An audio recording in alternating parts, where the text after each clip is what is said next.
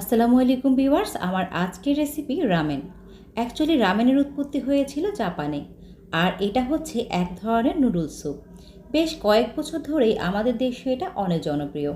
যেহেতু রামেনের নুডলস সচরাচর সবসময় সব জায়গায় পাওয়া যায় না, তাই আজকে আমি ইনস্ট্যান্ট নুডলস দিয়ে এই রামেনটি তৈরি করে দেখাবো। এখানে আমি 2 পিস মিডিয়াম সাইজের চিকেন ব্রেস্ট নিয়ে নিয়েছি, আর এটাকে এখন আমি ম্যারিনেট করব। প্রথমে দিয়ে দিলাম আধা চা চামচ করে আদা আর রসুন বাটা, 1 চা চামচ ডার্ক সয়া সস, হাফ চা চামচ দিয়ে দিলাম কালো গোলমরিচ গুঁড়া আর 1/4 চা চামচ লবণ। এবার মশলাটাকে আমি চিকেনের সাথে খুব ভালোভাবে মেখে নেব। ডার্ক সয়া সসটা ব্যবহার করলে চিকেনটা ক্যারামেলাইজড হবে, এতে করে দেখতে অনেক ভালো লাগবে। এখন এটাকে আমি 10 মিনিটের জন্য এইভাবে ম্যারিনেট করে রাখবো। একটা হাঁড়িতে আমি 2টা ডিম সিদ্ধ করতে দিয়েছি, আর এটাকে আমি 6 থেকে 7 মিনিট পর্যন্ত সিদ্ধ করব। এবার ম্যারিনেট করে রাখা চিকেনটাকে ভেজে নিব। একটি প্যানে 1 টেবিল চামচের মতো তেল দিয়ে ম্যারিনেট করে রাখা চিকেনটা দিয়ে দিলাম।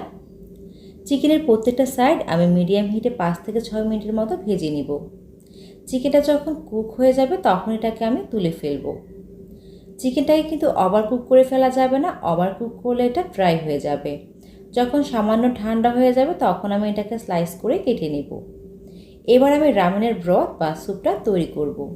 একই প্যানে আমি 1 টেবিল চামচ রসুন কুচি আর 1 টেবিল চামচ পেঁয়াজ কুচি দিয়ে তারপর 1 টেবিল চামচের মতো দিয়ে দিলাম তেল। পেঁয়াজ আর রসুনটাকে 15 থেকে 20 সেকেন্ডের মতো ভেজে নিয়ে 2 টেবিল চামচ দিয়ে দিলাম গাজর কুচি আর 1 টেবিল চামচ ক্যাপসিকাম। এখানে আপনারা পছন্দ মতো যে কোনো সবজি ব্যবহার করতে পারেন, আবার চাইলে এই পর্যায়ে সবজিটা নাও ব্যবহার করতে পারেন। এবারে সবজির মধ্যে পানি দিয়ে দিলাম 4 কাপ। দিয়ে দিচ্ছি 1 টেবিল চামচ চিলি ফ্লেক্স। রামেনটা নর্মালি একটু স্পাইসি হয়, তা আপনারা কতটুকু ঝাল পছন্দ করেন তার উপর ডিপেন্ড করে ঝালটা অ্যাড করে নেবেন। নর্মালি রামেনের স্যুপে চিকেন স্টকটা ব্যবহার করা হয়, আর স্টকটা বানাতে যেহেতু সময়ের প্রয়োজন, তাই আজকে আমি স্টকটা ব্যবহার না করে এই ধরনের চিকেন কিউব ব্যবহার করব। এবারে প্যাকেট থেকে একটা চিকেন কিউব আমি ভেঙে এখানে অ্যাড করে দিচ্ছি। সেই সাথে দিয়ে দিলাম 1 টেবিল চামচ soya sauce, oyster sauce 1 table চামচ আর 2 টেবিল চামচ টমেটো সস। এবার 3 থেকে 4 মিনিট আমি এই স্যুপটাকে জাল করে নেব।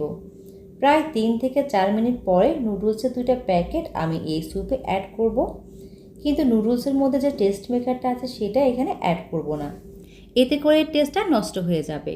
নুডলস দেওয়ার পর এর মধ্যে দিয়ে দিলাম 1 টেবিল চামচ লেবুর রস, হাফ চা চামচ চিনি আর 1/4 চা চামচ কালো গোলমরিচ গুঁড়া।